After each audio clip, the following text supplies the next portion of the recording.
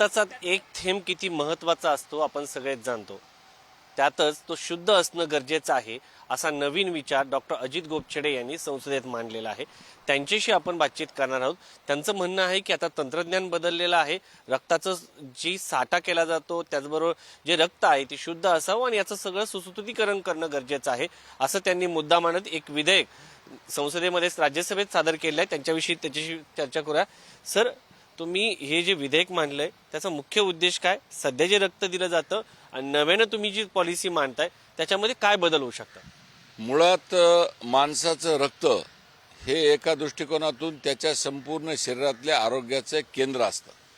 तर जर तुमच्या या शुद्ध रक्ताच्या माध्यमातून जर समजा मानवी जीवन हे सुधारणं, मुळातच रक्ताच्या बाबतीत इतक्या प्रकारचे वेगवेगळे आजार रक्ताच्या माध्यमातून पसरणारे, संसर्गाच्या माध्यमातून पसरणारे, म्हणजे अनेक ठिकाणी ह्युमन एरर्स पण असतात, अनेक ठिकाणी माणसांकडून चुका घडतात, पण त्या चुका घडू नयेत याच्या प्रकारचं अद्यावत अशा प्रकारचं प्रगत तंत्रज्ञान आता आलेलं आहे।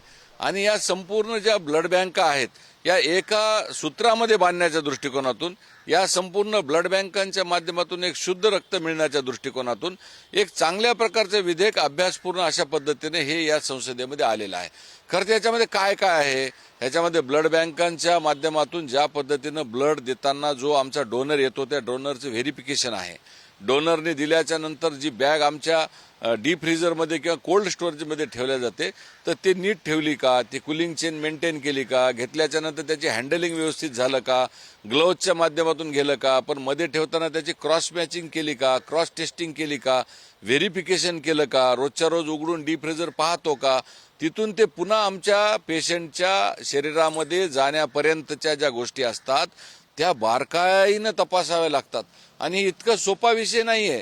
एक रक्ताची बॅग 350 ml ची 500 ml ची जी काय आपण देतो ती देत असताना त्याच्यामध्ये इंट्रोड्यूस करताना देखील त्या प्रकारचं निर्जंतुकीकरण ते ठेवावं लागतं। त्या प्रकारे एका दृष्टिकोनातून हे शुद्ध रक्त एकाच्या शरीरातून काढणं, ब्लड बँकेमध्ये ठेवणं, त्याचा स्टोरेज करणं आणि पुन्हा नंतर आमच्या पेशंटच्या शरीरामध्ये त्याचं आम्ही डोनेशन करणं, या सगळ्या प्रक्रियेची जी सायकल आहे ही विशेष सायकल कुठेही तुटल्या जाऊ नये, या विशेष सायकलमध्ये कुठे आमचा जंतू शिरू नये, या विशेष सायकलमध्ये कुठल्याही माध्यमातून कॉन्टॅमिनेशन होऊ नये।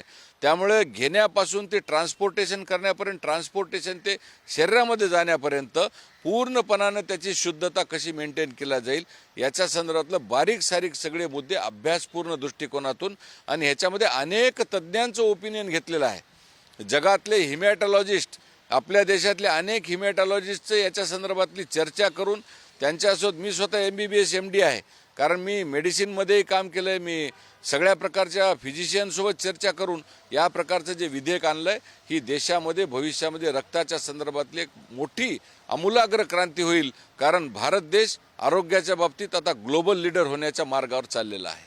एक मुद्दा ह्यामध्ये असा आहे की जगामध्ये अशा पद्धतीने कोणी केलंय का आणि त्याच्या संदर्भात त्यांना काय फायदे झालेत का?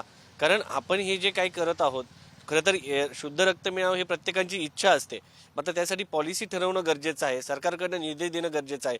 केंद्र सरकारकडे देखील आरोग्य खातं आहे, राज्य सरकारकडे पण आरोग्य खातं आहे, त्यामुळं हे सगळे निर्देश केंद्र सरकार आहे, राज्य सरकारला दिले जातील का? मला माझ्या देशाचा खरंच खूप अभिमान वाटतो आणि विशेषतः माझ्या या हिंदुस्थानामध्ये काम करणाऱ्या आरोग्य क्षेत्रातल्या सगळ्या लोकांचं कौतुक करावं वाटतं, कारण आमच्या देशातल्या डॉक्टरपासून ते परिचारिका आणि तंत्रज्ञांपर्यंतची सगळ्यांची मागणी ही विदेशामध्ये आहे। आणि तुम्हाला मी आता बार्बाडोसला आंतरराष्ट्रीय परिषदेमध्ये असताना अनेक राष्ट्राध्यक्ष, अनेक देशाचे सभापती भेटले, ते मला असं म्हणाले की आमचं केअरटेकर हा इंडियन डॉक्टर आहे, आमचे केअरटेकर हे इंडियन नर्स आहे। तर त्यामुळे एक गोष्ट लक्षात घ्या की तुम्ही विदेशाच्या पेक्षाही आम्ही लोक खूप पुढे गेलेलो आहोत, आमचं सायन्स हे खूप पुढे गेलेलं आहे, कारण आमचा इंटेलिजंट कोशंट हा खूप मोठ्या प्रमाणावर या विषयामध्ये प्रगत झालेला आहे, प्रगल्भ झालेला आहे। जसं तुम्ही आता प्रश्न विचारला की त्या दृष्टिकोनातून आम्ही या विषयामध्ये विदेशाच्या कितीतरी पुढे चाललेलो आहोत, आम्ही त्या दृष्टिकोनातून वाटचाल पण सुरू केलेली आहे। आणि देश विदेशातल्या आंतरराष्ट्रीय कॉन्फरन्समध्ये आम्हा डॉक्टरांचे, विशेषतः मी हेमॅटॉलॉजिस्ट मंडळींचं मनापासून अभिनंदन व्यक्त करील, आमच्या एंडोक्रायनॉलॉजिस्ट लोकांचं मनापासून अभिनंदन व्यक्त करील की आम्ही आता या क्षेत्रामध्ये खूप प्रगती केलेली आहे। ट्रान्सप्लांट असेल की अनेक विषय असतील, ब्लड ट्रान्सफ्युजन देणं हे देखील एक प्रकारचं प्रगल्भ अशा प्रकारचं तंत्रज्ञान भारतानं विकसित केलेलं आहे. भारत देश हा हळूहळू या ब्लड बँकांच्या माध्यमातून एक प्रगत अशा पद्धतीच्या ब्लड बँका, प्रत्येक ब्लड बँकांचं रूपांतरण आता हे चांगल्या पद्धतीने होत चाललेलं आहे आणि आधुनिकतेकडे होत चाललेलं आहे. त्यामुळे आम्ही या बाबतीमध्ये सर्वश्रेष्ठ आहोत. भारत देश हा संपूर्णपणे वैद्यकीय क्षेत्र असेल किंवा या रक्ताच्या संदर्भात असेल, हा अतिशय उत्तमोत्तम प्रगती करत चाललेला आहे. अजून ह्याच्यामध्ये चांगली प्रगती व्हावी यासाठी आमचा हा प्रयत्न आहे. एक मुद्दा हा आहे की या पूर्ण टेस्टला काही तुम्ही नाव दिलेलं आहे का, किंवा काय याची प्रोसेस, टेक्नॉलॉजी याचे उत्तर उन्नत करण्यासाठी साधारण किती खर्च अपेक्षित आहे? यामध्ये कसं आहे की नॅट टेस्टिंग नावाचा शब्दप्रयोग सगळेजण वापरतात, परंतु मला असं म्हणायचं आहे की ह्याच्यामध्ये देखील एक प्रकारचे, जसं आता HIV ची जशी टेस्टिंग व्हायची तशा प्रकारे त्याच्यामध्ये एलायझा टेस्टिंग करणं हे अजून प्रगत मानलं जातं.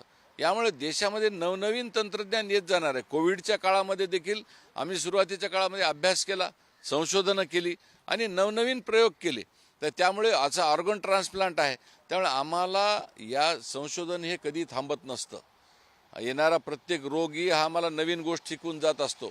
त्यामुळे वैद्यकीय व्यवसाय असेल का आमचे अन्य काही गोष्टी असतील, त्यामध्ये रिसेंट ॲडव्हान्सेसचा अभ्यास करावा लागतो, रोजच्या रोज अभ्यास करावं लागतं, येणारं तंत्रज्ञान हे अवगत करावं लागतं आणि त्या तंत्रज्ञानाच्या माध्यमातून एक चांगलं आरोग्य आमच्या गोरगरिबांना आम्हाला द्यावं लागतं, कारण हे पुण्यकार्य आहे. त्यामुळे आयुष्यभर आम्हाला सातत्यानं याचा अभ्यास करावाच लागतो. त्यामुळे अभ्यास केल्याशिवाय पर्याय नाही. नवीन तंत्रज्ञान विकसित करण्यासाठी आम्हाला नवनवीन गोष्टींमध्ये रोज जावं लागतं, लायब्ररीमध्ये बसावं लागतं, नोट्स काढाव्या लागतात, मेडिसिनचा विचार करावा लागतं. रोज देशामध्ये नवनवीन येणाऱ्या आव्हानांचा मुकाबला करायचा असेल, आता माझी ICMRची टीम आहे, त्या ICMRवर मी स्वतः डायरेक्टर आहे, तर या सगळ्या लोकांसोबत बसतो. देशातले सगळे रिसर्च सायंटिस्ट बसतात, विचाराची देवाणघेवाण होते. ते म्हणतात की आज एक नवीन गोष्ट आलेली आहे, लगेच आम्ही त्याच्यावर सगळेजण अभ्यास करतो, चिंतन करतो, मनन करतो आणि सामूहिक दृष्टिकोनातून आम्ही त्याच्यातून चांगला मार्ग आम्ही पुढे काढतो. एक मुद्दा हा आहे की नव्यानं म्हणजे मोदी सरकार फक्त माणसाच्याच रक्ताचा नाही तर पशूच्या रक्ताचा देखील विचार करते, त्यांनाही ब्लड बँकेची गरज असते. हा नव्यानं विचार समोर येताना पाहायला मिळतो. याबद्दल काय सांगाल? मुक्या जनावरांमध्ये आम्ही देव पाहिलेला आहे. जसं माणसांच्या बाबतीमध्ये जसा विचार करतो तसं आमच्या ह्या मुक्या जनावरांनी आमची शेती असेल, आमचे सगळे उद्योग असतील, ह्याच्यामध्ये प्रचंड मदत केलेली आहे. त्यामुळे व्हेटरनरी सायन्सच्या माध्यमातून अशा प्रकारच्या ब्लड बँका या केंद्र सरकारनं आमच्या चालू केल्याबद्दल मी त्यांचं मनापासून अभिनंदन करतो. गेल्या 70 वर्षात कोणी विचार केला नाही आमच्या या मुक्या जनावरांचा, ज्यांच्यामध्ये आम्ही परमेश्वर पाहतो. त्यामुळे निश्चितच या प्रकारच्या ब्लड बँका असणं आवश्यक आहेत. प्रत्येक जिल्ह्यात अशा ब्लड बँका असणं आवश्यक आहेत. देशभरामध्ये अशा प्रकारच्या ब्लड बँका, कारण आमची गोमाता आम्हाला दूध देते, तिच्या माध्यमातून आम्ही जगतो, शेण देते, गोमूत्र देते, अनेक विषय आहेत. प्रत्येक पशुमुळं, प्रत्येक त्या परमेश्वरी रूपामुळं आम्हाला फायदा होतो.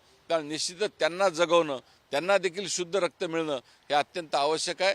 आणि केंद्र सरकारच्या माध्यमातून आम्ही सगळे मेडिकल सायन्समध्ये काम करणारे, व्हेटरनरी सायन्समध्ये काम करणारे लोक हातात हात मिळून आम्ही मानवी रक्तांची जशी रक्तसाखळी उभी केली आहे, तशी आमच्या या मुक्या जनावरांसाठी देखील आम्ही एक रक्तसाखळी, ब्लड बँका देशभरामध्ये चांगल्या प्रकारचे उभारू असा आमचा संकल्प आहे.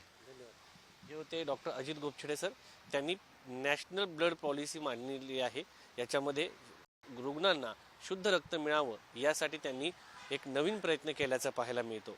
यामुळं देशभरामध्ये रक्ताच्या संदर्भामध्ये एक शुद्धतेची नवी क्रांती समोर येईल असं त्यांचं म्हणणं आहे. त्यामुळे या सगळ्याच्यामध्ये आता केंद्र सरकार काय भूमिका घेते, हे विधेयक कशा पद्धतीने अंमलबजावणी केली जाते, केंद्र आणि राज्यात याच्या संदर्भात काय सांगितलं जात आहे हे पाहणं देखील महत्त्वाचं आहे. व्हिडिओ जर्नलिस्ट अनिल कपूरसह शिवाजी काळे, पुढारी न्यूज, दिल्ली.